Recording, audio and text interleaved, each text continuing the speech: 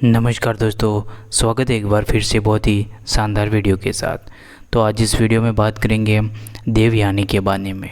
असुरों के आचार्य शुक्र और उसकी पत्नी जयंती की बेटी बताया गया है। जो इंद्र की बेटी थी वह राजा अयाति से शादी करती है और दो बेटों यदु और तुर्वसु को जन्म देती है। कच्छ के बृहस्पति का सुंदर पुत्र बताया गया है। उसे देवों ने शुक्र के आश्रम में मर्त संजीवनी विद्या मंत्र सीखने के लिए भेजा। वह ज्ञान से जो मृत्यु के बाद जीवन को बहाल करने की अनुमति देता है। शुक्र ने अपने छात्र स्वीकार कर लिया और बाद में उसे 1000 साल से सेवा देने के कार्य स्वीकार कर दिया। देवयानी युवक पर मोहित हो जाती है और वे दोनों एक अविभाज्य युगल बन जाते हैं। हालांकि असुरों को कच्छ के इरादों पर शक था। उन्होंने सही अनुमान लगाया कि वह जीवन पुनः स्थापना मंत्र का रहस्य जानना चाहता है। उन्होंने उसे 2 अलग अलग मौक़ों पर मार डाला। जब वह जंगल के भीतर, तब वे उसे मार देते, उसे भेड़ियों को खिला देते, उसके शरीर को समुद्री जल में मिलाकर पेस्ट बना देते। दोनों अवसरों पर उसे तीसरे प्रयास में असुरों ने कच्छ के शरीर को जला दिया, उसमें राख और शराब मिला दी, शुक्र को पीने के लिए दिया। जब शाम ढल गई, शुक्र ने देखा कि उसका शरीर अभी तक नहीं आया, तो उसे अनुमान लगाया कि वह उसके पेट में है।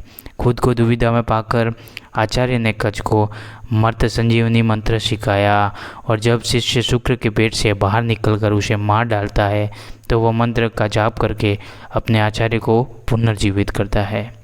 उसका उद्देश्य पूरा हो जाता है और वह अपनी शिक्षा पूरी होने तक शुक्र के संरक्षण में रहता है। अपना प्रशिक्षण पूरा करने के बाद कच्छ देवयानी और उसके पिता से विदा लेता है और देवलोक वापस यात्रा शुरू करता है।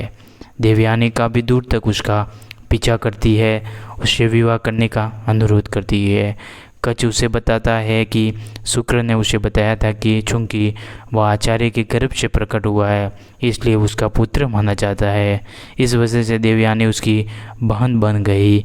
अपनी अस्वीकृति पर क्रोधित होकर देवयानी ने उसे श्राप दिया कि वह स्वयं जीवन पुनरुत्थान मंत्र की कला का उपयोग करने में असमर्थ होगा। बदले में कच्छ ने उसे श्राप दिया कि ऋषियों के पुत्रों में से कोई भी उससे विवाह नहीं करेगा। घटना के बाद वे अलग हो गए और फिर कभी नहीं मिले। जब शुक्र दैत्य राजा वर्षपर्वन के सलाह के रूप में कार्य करता है, देवयानी दैत्य राजा की राजकुमारी बेटी शर्मिष्ठा की मित्र बन जाती है। एक दिन दोनों अपनी दासियों के साथ जंगल के नाले में स्नान करने जाती है। अपने कपड़े नाले के तट पर छोड़ देती है। जब वे स्नान करती है, इंद्र हवा के रूप में प्रकट होते हैं और उनके वस्त्र उड़ा देते हैं। अपने कपड़े वापस पाने की जल्दी में दोनों स्त्रियां एक दूसरे की साड़ियाँ पहन लेती है। सहेलियों के बीच झगड़ा होता है और एक दूसरे के पिताओं को लेकर गाली गलौज होती है।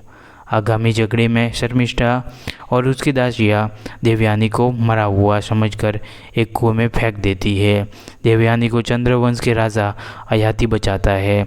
देवयानी अपनी दासी गुर्निका को अपने पिता के पास भेजती है ताकि वह अपने झगड़े और विकट परिस्थितियों की खबर दे सके।